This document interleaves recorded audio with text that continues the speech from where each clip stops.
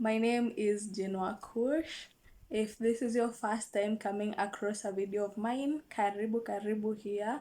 If you're a returning viewer and a subscriber, thank you so much for always keeping it at Jinwa Kush. If you are a viewer, please check that you have subscribed. Thank you. The subscription will assist me in visibility, like my channel will be visible to other people and I'll continue to grow. So you'll be saying you are part of my growth journey. Please subscribe, help me grow. Thank you. Today I want to talk about the things that my corporate job taught me. I was employed for about 4 years before I decided to quit, and I learned quite a number of things from the corporate world that are helping me survive in this Juakali economy. First thing is communication skills. I was a very shy person. I was not confident at all. And I believe for you to communicate properly, you need to be confident. Confident in the information that you're trying to pass across, and also confident in the way you deliver that information.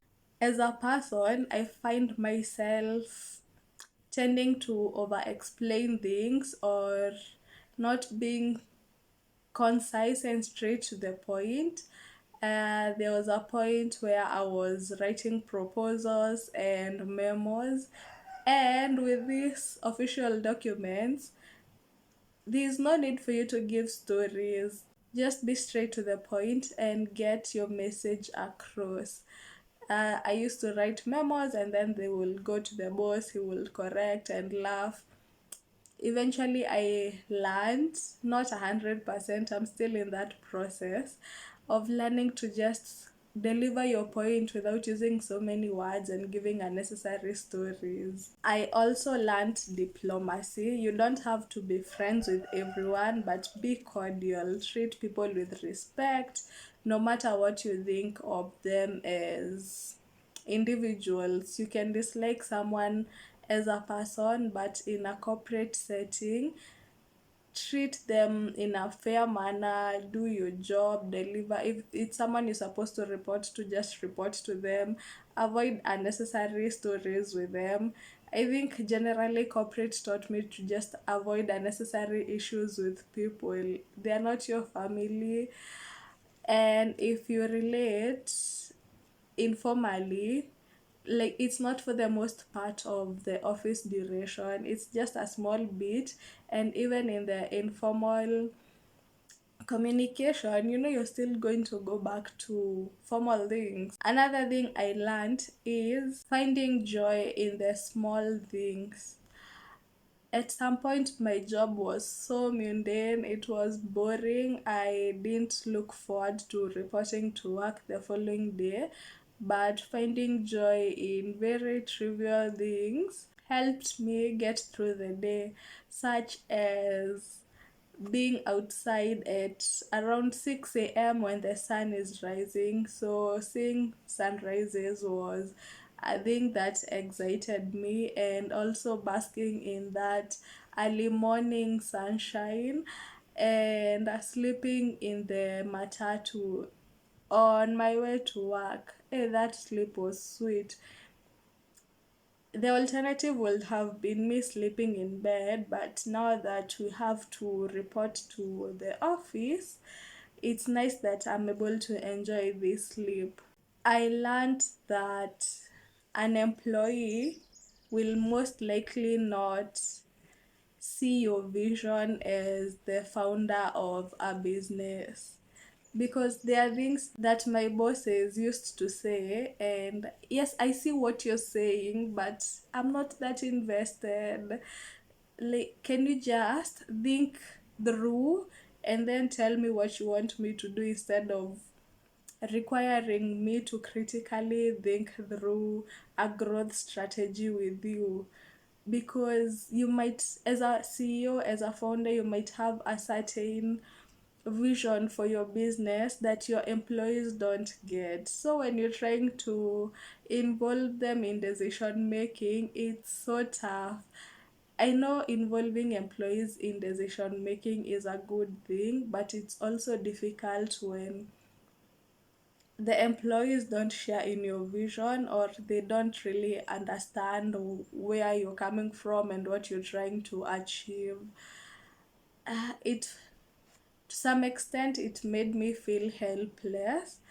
The boss is depending on us to help him make the decision, and I am waiting for 5 o'clock to get here so that I can clock off. At some point, I just wanted to be a typical employee, report at 8 a.m., get done with my tasks, and go home at 5 p.m., and not have to work on anything past 5 p.m. Anyway, the situation was that it wasn't a good fit for me. Not that I don't believe in strategic decision making as an employee within a company, but when the company or the entire business is not a fit for you, it becomes difficult as an employee. Another thing that I learned from my corporate job is compartmentalizing. You could be going through a heartbreak. Hey, but your boss doesn't want to know. You have to report to the office and stay there the entire day, and until the time you get out of the office and go home and cry and then wake up and go back to the office. Or you could be dealing with a whole hangover, and where you'll still have to report to the office unless you risk and take a sick off. So compartmentalizing, you could be angry about things in your personal life, but you have to show up in the office and talk to people, and you can't show them that you're angry. Like, you can't outrightly be angry. You can be in a bad mood, but you have to be polite. It's a lot, but it's growing up. You can't drag emotions from one section of your life into everything else. I said communication requires confidence. Yes, the corporate world also taught me confidence, because you have to attend meetings that you are required to speak on things that you're required to understand, and understand them enough for you to communicate them to other people. That taught me to have self confidence in delivering my tasks, in putting across my points, and I also got the confidence from my bosses because it was a consultancy firm. So that means there are times when you're working on a project that is sort of new to the company, and the bosses are also trying to understand what's happening before maybe writing a proposal for a project that is relatively new to the company. So even the bosses are not too familiar with it. You can see them doing the same research that you will be doing. So I got confidence from knowing that you don't have to know everything, but you just power through. Like, people are winging it on most fronts. I learned computer skills before corporate. Yes, I had a laptop, but I knew the basic functions of using Word and Excel. I had never used PowerPoint before. I actually got to use PowerPoint in my last year of being in the corporate world. So yeah, these are things that I will not have learned that fast, because it's hard for you to learn something like a computer application that you're not using that often.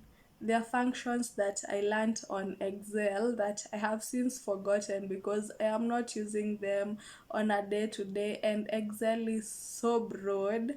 But to know that such functions exist, it means then if you need them, you can Google how to maneuver. I also learned how to be a team player in the office when you're supposed to do research for a project, and you divide tasks among yourselves, and then you're supposed to show up and consolidate your points so that you can do a whole presentation. And also during meetings, we will alternate taking minutes and sharing the meetings. Alafu, like, you have a boss and you're all employees, so you can't snitch on each other to the boss. You have to sort of cover up for each other, or just let things play out without outrightly telling on someone. The corporate world also taught me uh, about showing up regardless. It could be that you had insomnia and you slept at 3 a.m., but who cares? You're supposed to be in the office at 8 a.m. You could be dealing with cramps or mood swings, but you have to show up. It could be that you don't feel like it, but you have to show up. Even if you take sick off, it can't be every other day of the month. It's like 2 days in a month. Yeah, which is translating on well, because when I'm the one managing my time, it can be easy for me to say, you know what, I don't feel like it, so I'm not going to do it. But it's necessary to show up even when you don't feel like it. I also learned how to prioritize tasks because there are things on my to-do list that I need to do them eventually, but they're not that urgent. So when something that is urgent comes up, then I can put the other tasks aside and focus on this one thing until it's completed, and then we can continue working on the other recurrent tasks or tasks that are not that urgent. I also got to practice public speaking in both the external meetings and the staff meetings, because we had meetings every week and you will have to speak and report about what you've been doing during the week. And the external meetings were it for me, where you're talking with contractors and experts in other fields, and you're in their office and you're supposed to contribute and say how you will achieve something. That was quite a challenge for me in a good way. I was reading articles online on public speaking, and yeah, it was a good opportunity for me to practice that. Finally, it gave me an opportunity to practice leaving a good situation that is not working for me, because my employment tenure was a good one. It was okay. Like, I can't exactly complain about it. It's just that it's not where my head was at that moment, and it was a challenge for me in that I needed to switch from that into what I wanted to try doing, or the industry that I wanted to get into. That was the ultimate challenge from corporate. Being inside a system that seems to be working, if you stick by it, then it means your life is okay and you're going to be okay and you can grow in that industry. But your heart is not there, your head is not there, you're not doing yourself justice, you're not doing the company justice. So you might as well go do what you want to do. And that was a very tough decision to make, but I made it anyway. And it's been over 1 year, by the way, since I quit corporate. And how is life? Life is okay. I was complaining initially, then I figured complaining is not going to change anything, and it is what it is, and we power through. I know things are getting better. It's just that sometimes I feel like I'm in the middle of it and I can't see the beginning, I can't see the end. I don't know where I'm heading to, but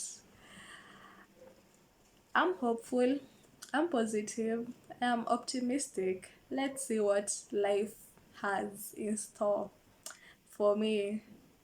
Yeah, that's it for this one. Thank you for watching. Please subscribe, like, engage, comment.